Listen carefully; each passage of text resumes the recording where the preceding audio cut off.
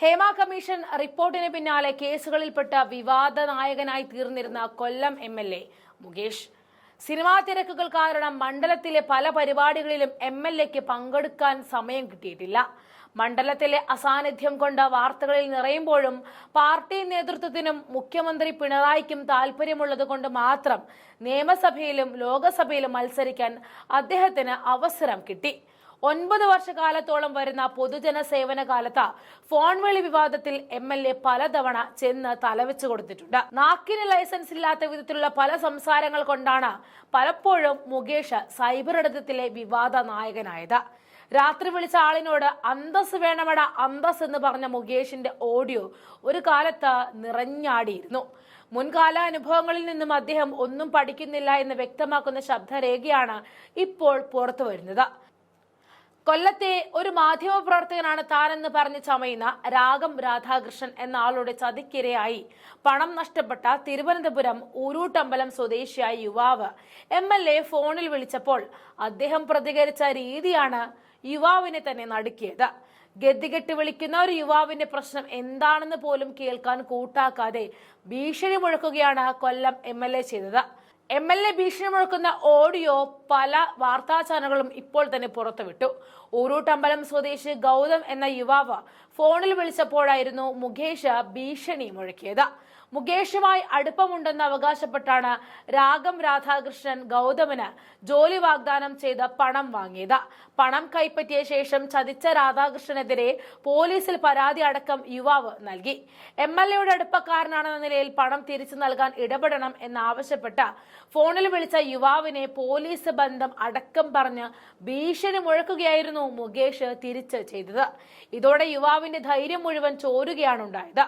യുവാവിന്റെ miss call കണ്ട് MLA തിരിച്ചു വിളിക്കുകയാണ് ഉണ്ടായത്. എന്തിനാണ് വിളിച്ചത് എന്ന് ചോദിച്ചപ്പോൾ ഊരൂട്ടമ്പലം സ്വദേശിയാണെന്നും താങ്കളുടെ അടുത്ത സുഹൃത്ത് രാഗം രാധാകൃഷ്ണനുമായി ബന്ധപ്പെട്ട ഒരു വിഷയം പറയാനാണ് പറഞ്ഞതേയുള്ളൂ. അപ്പോഴേക്കും എംഎൽഎയിൽ നിന്നും തുടർച്ചയായി ഭീഷണികൾ എത്തുകയാണ് ഉണ്ടായത്. എന്റെ സുഹൃത്തോ നിർത്തിക്കോ, ജീവൻ വേണമെങ്കിൽ നിർത്തിക്കോ എന്നാണ് പറഞ്ഞത് എന്നും പറയുകയാണ്. തന്റെ ഫോൺ സൈബറുമായി കണക്ട് ചെയ്തിരിക്കുകയാണ്.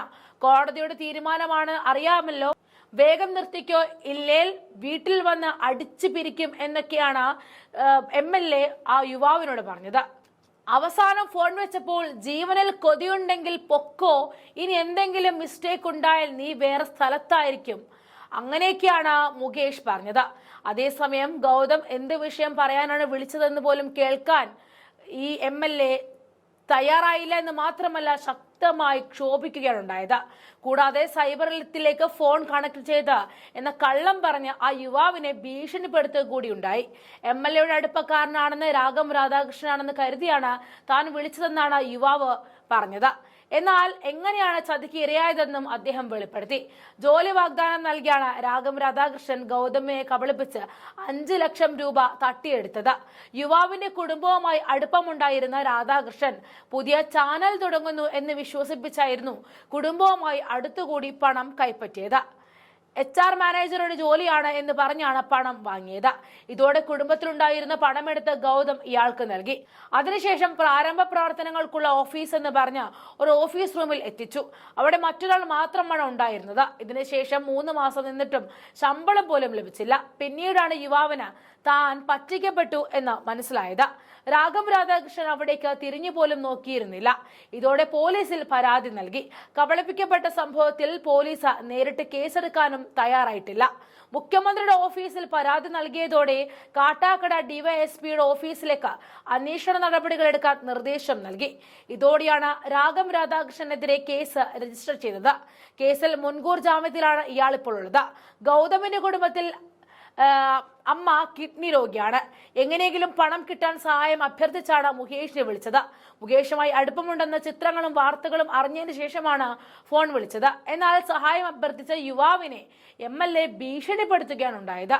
ഇനി കോടതി വഴി കേസുമായി പോയി പണം വാങ്ങിയെടുക്കാമെന്ന പ്രതീക്ഷയിലാണ് ഗൗതമും കുടുംബവും ഉള്ളത്.